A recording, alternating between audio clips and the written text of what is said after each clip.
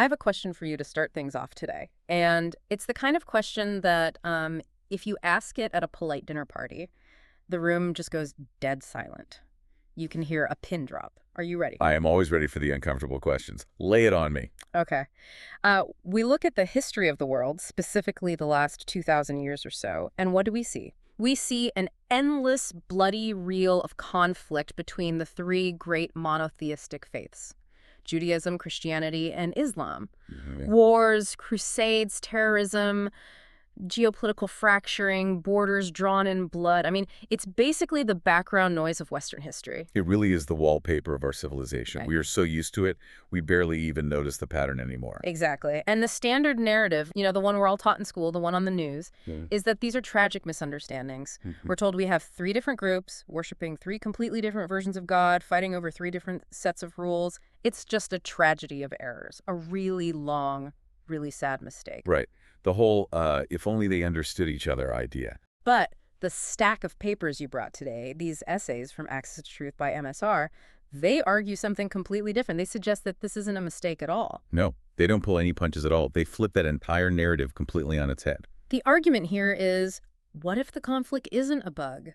What if it's a feature? What if the fragmentation of these three faiths was actually engineered? Fracture by design. That is the core thesis we're looking at today. And that implies a designer? Yes. It implies that the people doing the fighting, the sincere Christian in the pew, the devout Muslim on the prayer rug, the observant Jew at the Western Wall, they're actually victims of a massive metaphysical con game. It is a heavy start, I know. But yes, that is the mission of this deep dive. We're going to unpack a series of essays that really blend theology, linguistics, metaphysics, and what the author calls spiritual thermodynamics. Which is a wild phrase. Yeah, it is. And the central claim is that the God of the Torah, the Gospel, and the Quran is objectively the same source, and that the division between the believers is being manufactured by they call it a fireborne system, that literally feeds on our conflict. Feeds on conflict. We're definitely going to get to the mechanics of that, because it sounds like a sci-fi movie, like, I don't know, Matrix meets The Exorcist. Right. But the theology behind it is actually incredibly grounded in the source material. It is very grounded. And I think for the listener, the goal today isn't to convert you to a specific religion. It's not about getting anyone to sign up for a newsletter. Yeah, we're not picking sides here. Exactly. It's to look at the structure of belief and the structure of division. If you have ever felt like the anger in the world is being manipulated, or that the whole us versus them narrative feels artificial, this deep dive is going to validate a lot of those instincts. So let's get right into the detective story. The victim is human unity. Who is the culprit? To understand that, the source says we have to understand the difference between the spark and the fire. Right. This is the metaphysical foundation. You really can't understand the war if you don't understand the armies. The essays introduce this concept of the Ruh, or the divine breath. The spark. Let's dig into that. What does it actually feel like? Is it a soul? Is it a ghost? What are we talking about here? Think of it less like a ghostly object floating around inside you, and more like a capacity. The source argues that when human beings were created, and we're talking about the archetypal human creation here, God breathed something of his own spirit into that clay. This spark is effectively a receiver. A receiver, like an antenna. Exactly, a biospiritual antenna. It's a frequency receiver that allows the human being to tune into the source. Okay. It allows for intuition, for conscience, for that sudden feeling of this is right or this is wrong that totally bypasses logic. It connects the finite being to the infinite creator. Oh, wow. It's why you can look at a beautiful sunset and feel a sense of awe that has absolutely nothing to do with survival. That is the spark resonating. Okay, so humans have this receiver. We have this Wi-Fi connection to the divine. But the text draws a really sharp line in the sand. It says not everyone, or rather not every entity, has this spark. This is where we get into the cosmology of the axis of truth. The text speaks of the fireborn. Now, in Islamic theology, these would be the jinn, but the concept exists in various traditions as pre-Adamite forces, trickster spirits, or adversarial entities. Right. These are beings created from smokeless fire, pure energy, rather than earth and spirit. Smokeless fire. That sounds, it sounds volatile. It is volatile, it's passionate, it's intense, but it lacks the earth element that gives humans stability and humility. Right. But the critical distinction the source makes is about connection. Which is? They do not have the spark. They don't have that direct indwelling line to the creator. They are powerful, they are highly intelligent, they are ancient, but they are disconnected. They're effectively off the grid. This creates a really specific dynamic. If you have a group of entities that are disconnected from the source of all energy and light, and another group, us humans, who are walking around with a direct link to the generator. You get envy, deep cosmic envy, and you get a predatory relationship. The source uses this fascinating term. I know you latched onto spiritual thermodynamics. I circled that 3 times in my notes.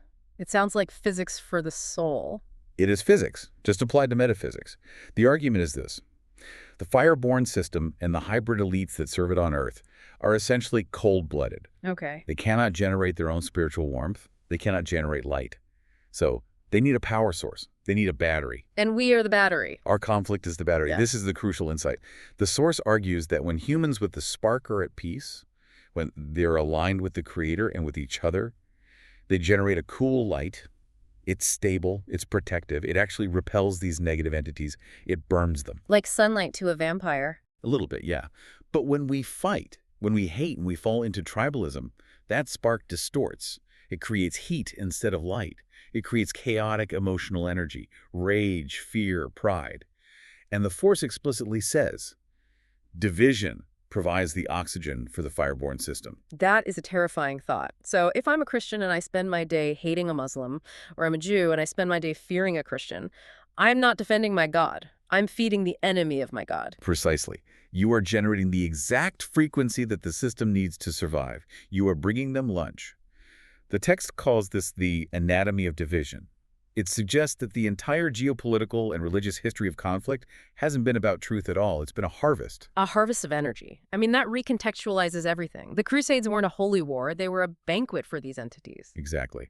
And there's another term here we need to define because it comes up a lot in the source material, egregores. Yeah, I looked this up. It sounds like a monster from Dungeons & Dragons, but it is a legitimate esoteric concept. What is an egregore in this context? An egregore is essentially a thought form. The idea is that thoughts and emotions are not just abstract things that vanish into the ether, they are energy. If enough people focus their mental energy, their fear, or their worship on a specific idea or entity, that entity takes on a life of its own. It becomes a psychic structure.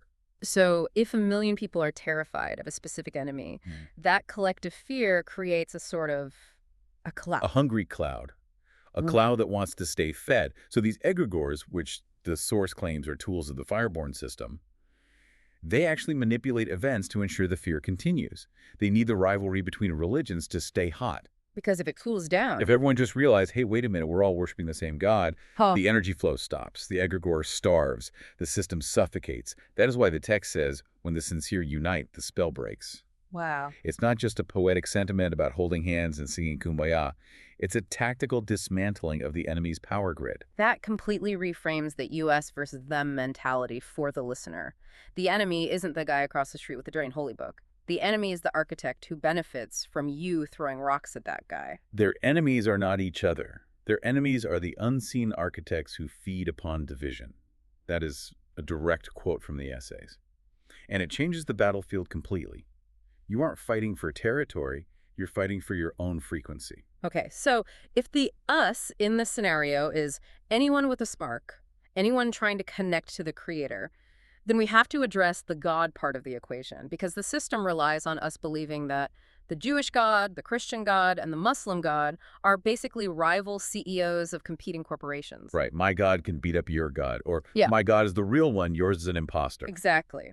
But M.S.R, the author of these essays, spends a huge chunk of this text dismantling that idea using linguistics. And I have to say, as someone who loves language, this part was a total light bulb moment for me. It's like tracing a family tree and realizing everyone at the party is related. It really is. The linguistic argument is the smoking gun here.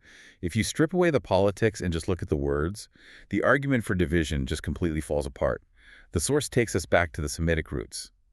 These languages, Hebrew, Aramaic, Syriac, Arabic, they're cousins. They share DNA. So let's walk through the names. Let's do the genealogy of God's name, so to speak. Okay, start with Hebrew, the ancient tongue of the Torah. The generic term for God or power is El. You see it everywhere in the Bible. Bethel, meaning house of God. Michael, who is like God. Gabriel, strength of God.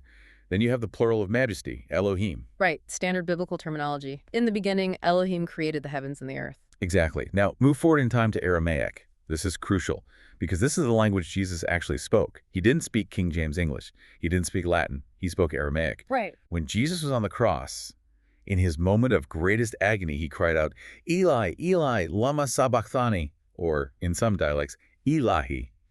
The word for God in Aramaic is Elah, or Allaha. Okay, I'm definitely hearing the pattern. El, Elohim, Elah. Now look at Arabic. Ilah means a god. To make it specific, the god, you add the definite article al-ilah. Contract that, and what do you get? Allah. So phonetically, we have Elohim, Allah, Allah. It is the exact same word. It is not a translation. It is a pronunciation difference. It's a dialect shift over time and geography. The source points out something that honestly blows the minds of many Westerners. If you walk into a Christian church in Lebanon or Egypt or Jordan today, and you open the Bible, the Christian New Testament, and look at the word for God, it says Allah. Wait, let's pause on that. You were saying Arab Christians who have been Christians since before Islam even existed call God Allah. Exclusively. They aren't praying to a Muslim deity. They are Arab Christians praying to the Creator in their native tongue. To them, Allah is just the word for God. So to claim that Allah is a different God from the God of the Bible is... According to the source, it is a linguistic absurdity. It's like saying Dieu in French is a completely different being than God in English, just because the letters are different. It creates a distinction where none exists. The source argues this distinction is manufactured on purpose to keep the spark divided. There was another root word the text highlighted that I found really beautiful. The letters R-H-M. Ah, yes, Ram. This connects the nature of God across the faiths in a very profound way. In Hebrew, Reshem means womb. It implies a type of care that is nurturing, life-giving, visceral, and totally unconditional. It is the root of the word for mercy. So mercy isn't just a legal term, like a judge letting you off the hook. It's a mother holding a child. Exactly, and that root carries over perfectly. In the Quran, the primary invocation that starts almost every single chapter is Bismillah ur-Rahman ir-Rahim, one of the all-merciful. It sits on that exact same Semitic root. The text argues this isn't an accident. It's a family resemblance. The hardware of the languages is identical. Okay, so the hardware matches. The names match. But people, especially the skeptics listening to this, will argue that the software, the theology, is incompatible. They'll point to the Trinity, or they'll bring up the whole moon god theory. We really have to tackle those. We do. Let's start with the moon god myth, because the source dismisses this with extreme prejudice. You see this online a lot, that Allah was just an ancient pagan moon deity that got rebranded. Yeah, I've seen the memes. It's a classic internet talking point. The source says this fails the most basic reading comprehension test. The Quran explicitly mentions the sun and the moon and then gives a direct command. Do not bow to the sun or the moon, but bow to God who created them. That is pretty definitive. It's hard to be a moon god if you are actively telling people to stop worshiping the moon. Right. It's a lazy argument used to dehumanize the other side. But the Trinity, that is a much more substantive theological difference. This is the big hurdle. Christians say God is 3 in 1. Islam says God is 1, full stop. How does the source reconcile that? The source handles this with a lot of nuance. It doesn't pretend the disagreement doesn't exist. It acknowledges the difference in dogma, but it points to what it calls the scriptural axis. It looks at the trajectory of the revelation. Okay, trace that trajectory for us. In the Torah, you have the Shema. Hear, O Israel, the Lord our God, the Lord is one. That is a demand for unshared allegiance. Right. Then in the gospel, Jesus is asked for the greatest commandment. What does he do? He doesn't say, worship me as part of a trinity. He recites the Shema. He points back to the Father. The Lord our God is one. Yes, and the Quran. The Quran positions itself as a corrective. The source argues that the Quran isn't trying to start a brand new club. It's trying to clean the dust off the old one. I like that analogy. It argues that the theology of the Trinity, the councils, the creeds, the complex metaphysics developed hundreds of years after Jesus, were human additions that obscured the simple message Jesus actually taught. So the argument is, the Quran is defending the God of Jesus from the religion built about Jesus. That is a very sharp way to put it. The source suggests that if you look at who Jesus actually prayed to, the Father, the One, that is exactly who the Quran calls Allah. The object of worship is the same.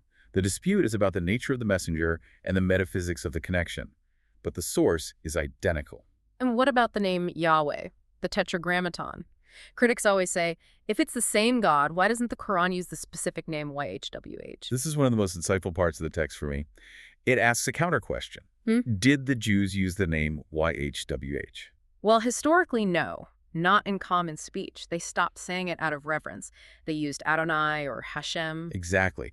They knew God by his attributes and his signs, not by a magical phonetic token.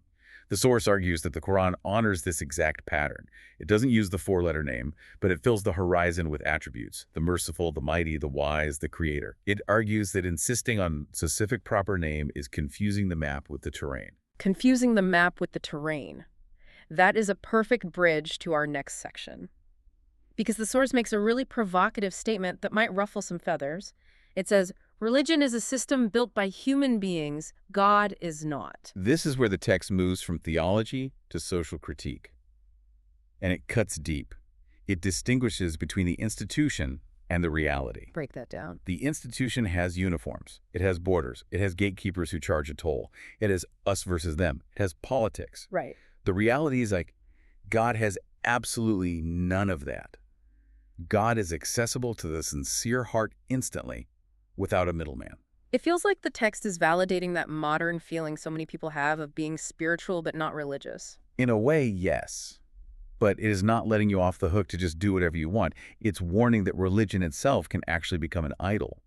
Think about it. If you love your Christianity more than you love God, or you love your Islam more than you love truth, you've missed the point. You're worshiping the cup instead of drinking the water. That is a powerful image, worshiping the cup. And the source argues that this cup worship is exactly what the fireborn system loves. Because if you worship the cup, you will fight the guy holding a different shaped cup. But if you drink the water, you realize it's the exact same water. But this discussion of religion versus reality leads right into the atheist's dilemma. The source talks about why people leave these institutions, and usually it's not because they did a math equation and proved God doesn't exist. It's almost always because of the problem of evil. Right. If God is so great, why is the world such a mess? Why do children suffer? Why do wars happen? The source tackles this head-on. It says we have a massive category error. We think this world is supposed to be paradise. We think it's a resort, and we're complaining about the service. Manager, there's a war in my soup. Exactly. But the source says, no, this is not a resort. This is a proving ground. This is a simulation designed to test one specific thing: sincerity. But why does the test have to involve so much suffering? Why can't it just be a nice test? Because of free will. The text makes a profound point here. It says, if harm were impossible, love and courage would be meaningless. Unpack that for me. That sounds great on a bumper sticker, but I feel like there's a lot more depth there. Okay, imagine I program a robot to hug you. It literally has to hug you. It has no choice in the matter. Does that hug mean it loves you? No, it's just code. It's an algorithm running its program. But if I have the power to punch you, if I have the free will to do you harm, to exploit you, to steal from you, and I choose to hug you instead, that choice has moral weight. That is real. I see. The source argues that for good to be a choice, evil must be a possibility. The fireborn system is allowed to exist specifically to provide the resistance training for the human soul. It's the weights in the gym? Yes. If there's no gravity, you cannot build muscle. If there's no temptation or evil, you cannot build a soul. You can't prove your spark. But that leaves victims. That is the hard part for people to accept. The child who gets hurt. The innocent person who suffers. If this is just a gym, the gym is incredibly dangerous. People get crushed under the weights every day. And this is exactly where the text says the afterlife is a logical necessity. It's not just wishful thinking or a fairy tale we tell ourselves to feel better. It is the absolute requirement for justice. How so? Think about it. If you are an atheist and you see a tyrant, someone who killed thousands of innocent people, die peacefully in his sleep at age 90 in a golden palace, that's it. Injustice wins. The universe is fundamentally, objectively unfair. It's a broken equation. But the source argues for the restoration. The afterlife is where the scales are balanced. Justice delayed is not justice denied if there is a judgment day. So suffering is temporary, but the moral consequence is permanent. Right. It completely reframes your life. You aren't a biological accident just trying to avoid pain until you die. You are an immortal, moral agent taking a test that lasts maybe 70 or 80 years, and the result of that test lasts forever. And the rules of that test. The source talks about the 10 Commandments, but it calls them physics, not rules. I love this framing so much. We usually think of the commandments, don't kill, don't steal, don't lie, as arbitrary club rules like don't wear white after Labor Day. Yeah, like, because I said so. Right, but the source says, no. These are descriptions of reality. They're like saying, don't touch a hot stove. So they aren't about control. Not at all. God doesn't say don't kill because he's touchy or controlling. He says it because killing literally fractures the human soul. It breaks the spark. Wow. Whether you are religious or not, if you lie, steal, and betray, you destroy your own psyche. You create chaos in your community. The law is basically an operating manual for the human machine. If you ignore the manual, the machine breaks. So we have the map, which is religion, versus the terrain, which is God. We have the test, which is life. But we also have an active adversary. We touched on the Fireborn earlier, but let's talk about their strategy in the modern world. The text calls this the Dajjalic system. Dajjal is an Arabic term very similar to the Antichrist, the deceiver. The Dajjalic system is a system built entirely on inversion. It makes truth look like lies, and lies look like truth. It makes poison look like medicine. And its primary weapon. Fragmentation. Divide and conquer. But it's more subtle than that. It's divide and distract. The source argues that the system intentionally magnifies the differences between us. It takes the 5% difference in our rituals or our history and puts it under a microscope until it looks like an insurmountable mountain. While ignoring the rest. Exactly. It takes the 95% alignment, our shared love of the one, our shared moral values, our shared humanity, and buries it. It hides it completely. Why? Go back to the thermodynamics for a second. Why do they do that? Because a united humanity grounded in reverence is their biggest threat. It generates that cool light we talked about. It deprives the elites of their power source. The text actually mentions these hybrid elites. This is the part that gets a little conspiracy theory-esque, but let's go there, because it's in the text. Who are these people? The source describes them as those mixed with clay but void of divine awareness. You can interpret that metaphorically as psychopaths, people who literally lack the capacity for empathy or connection to the divine. They are biologically human, but spiritually hollow. And they run things. They occupy positions of power. They thrive on chaos. They need a population that is anxious, fearful, and divided. Because an anxious population is easy to herd. Precisely.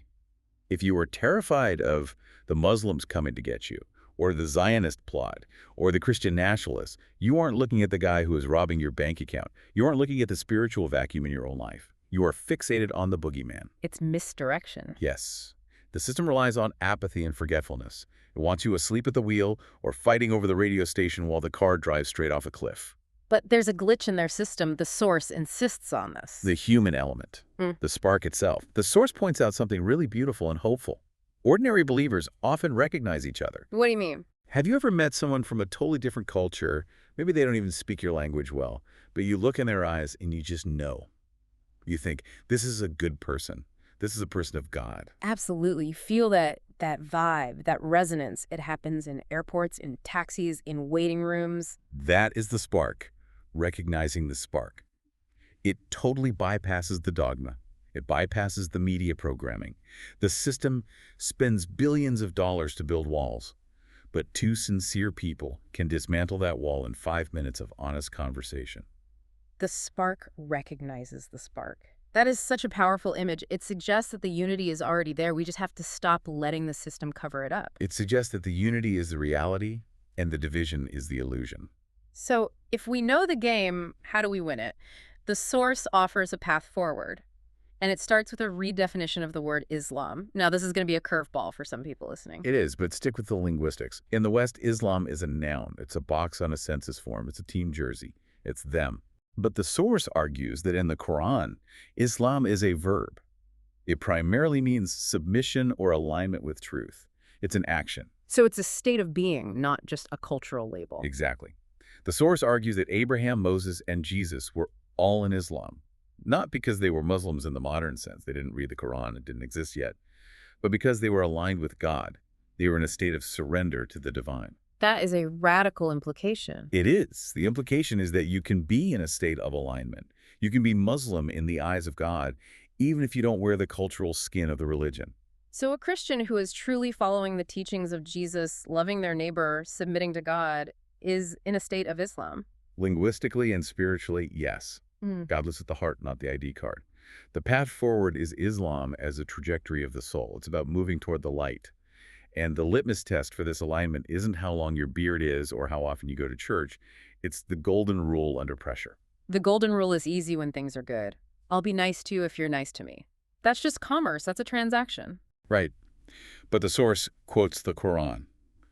Do not let hatred of a people prevent you from being just. Wow. Think about how incredibly hard that is, to be fair to someone you hate, to be just to someone who has hurt you, to stand up for the rights of your enemy simply because it is the right thing to do. That is the fire test. That is the graduation exam. If you can do that, you have conquered the ego. You have defeated the fireborn influence in your own mind. That is true alignment. That is the spark blazing so bright that the shadows can't even touch you. The source also suggests a specific practice for this alignment. Dhikr. Remembrance. We live in an age of intense anxiety. We are medicated, we are distracted, and we are chronically stressed. Yeah, that's the modern condition. The source links this directly to a lack of meaning.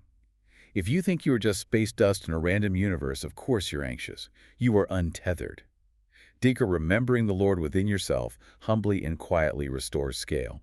It reminds you that you aren't the center of the universe. Which is a huge relief. You don't have to carry the world. It's not your job. Yeah.